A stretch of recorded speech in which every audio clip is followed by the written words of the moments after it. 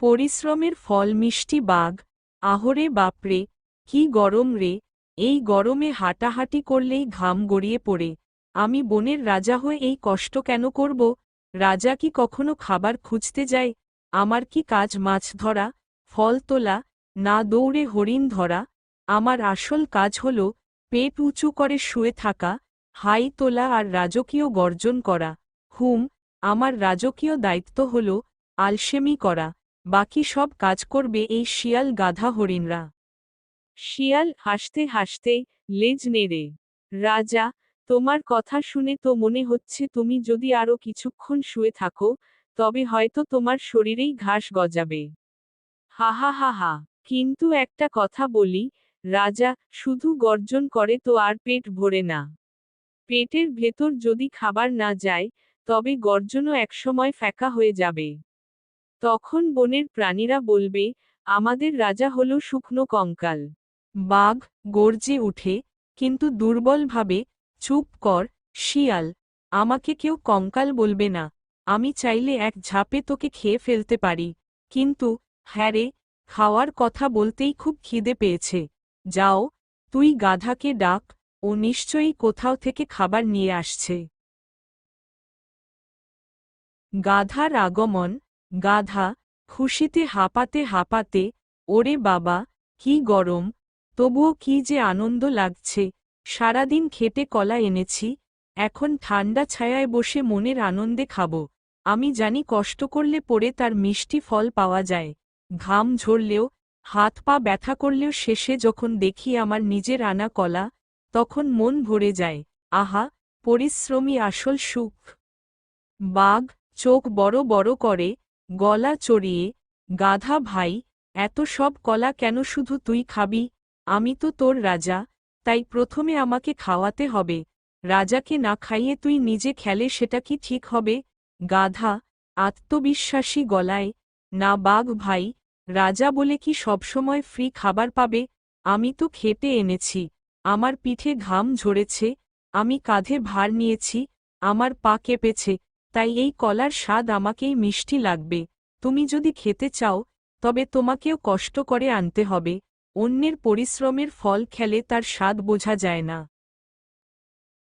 শিয়ালের চালাকি। শিয়াল চোখ টিপে ফিসফিস করে বাঘকে, রাজা, তুমি এত কষ্ট করতে যাবে কেন? তুমি তো বনের সিংহাসনে বসা বাঘ। তুমিই যদি ঘাম ঝরাও, তবে আমরা সাধারণ প্রাণীরা কি করব? বরং তুমি ভয় দেখাও, হুঙ্কার দাও, গাধা ভয় পেয়ে কলা ছেড়ে দেবে। তুমি রাজা, তাই তোমার খাবার পেতে কষ্ট করার দরকার নেই। বাঘ হাসি চেপে দাঁত বের করে, আরে হ্যাঁ, এ তো দারুণ বুদ্ধি। আমি কেন খাটব? ভয় দেখানোই তো আমার শক্তি। বাঘ শোন গাধা, তোর সব কলা এখন আমার। যদি রাজাকে মান্য না করিস, তবে তোকে আজকেই দুপুরের খাবার বানাবো। গাধা হেসে শান্তভাবে, ভয় না পেয়ে, বাঘ ভাই, ভয় দেখিয়ে খাওয়া যায়, কিন্তু তার আনন্দ পাওয়া যায় না। যেমন তুই এখন আমাকে ভয় দেখিয়ে খেয়ে ফেলতে পারিস, কিন্তু এরপরেও তোর পেট ভরবে না, তোর মনও ভরবে না। বিশ্বাস না হয় চেষ্টা করেই দেখিস। শিক্ষা নেওয়া। বাঘ জোর করে গাধার কলা খেয়ে ফেলে, কিন্তু খাওয়ার পর মুখ বাঁকায়। বাঘ বিরক্ত হয়ে, আহ, এই কলা তো একদমই মজা লাগছে না, যেন কাগজ চিবুচ্ছি, পেটে কেমন অস্বস্তি করছে। হায় রে, এত কষ্ট করে গাধা এনেছে বলেই ওর কাছে কলার স্বাদ মিষ্টি, আমার কাছে কিছুই মিষ্টি লাগছে না। বাঘ ঘাম ঝরিয়ে, হাঁপাতে হাঁপাতে, আহ রে, কি কষ্ট! কিন্তু হা হা, অবশেষে আমি মাছ ধরতে পেরেছি, এ যে দারুণ ব্যাপার। মাছ খেয়ে চোখ উজ্জ্বল হয়ে ওঠে, বাঘ আনন্দে চিৎকার করে, ওরে, এ যে একেবারে স্বর্গীয় স্বাদ! নিজের কষ্টে ধরা মাছ খেলে এমন আনন্দ হয় বুঝি? গাধা ভাই, তুই ঠিকই বলেছিলি, পরিশ্রমের ফল সত্যিই মিষ্টি। শিয়াল হাসতে হাসতে, হাহা হাহা, রাজা এখন পরিশ্রমও করে, খাবারও খায়, আবার শিক্ষাও দেয়। এ যে বনের ইতিহাসে নতুন অধ্যায়। বাঘ আর শুধু গর্জায় না, খাটেও। গাধা গম্ভীর গলায়, শিক্ষার সুরে, হ্যাঁ ভাইরা, আজ থেকে সবাই মনে রেখো, যে নিজের ঘাম ঝরায়, সেই আসল সুখ পায়।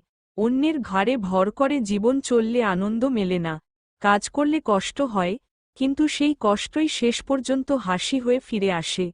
তাই সবসময় মনে রেখো, পরিশ্রমের ফল মিষ্টি।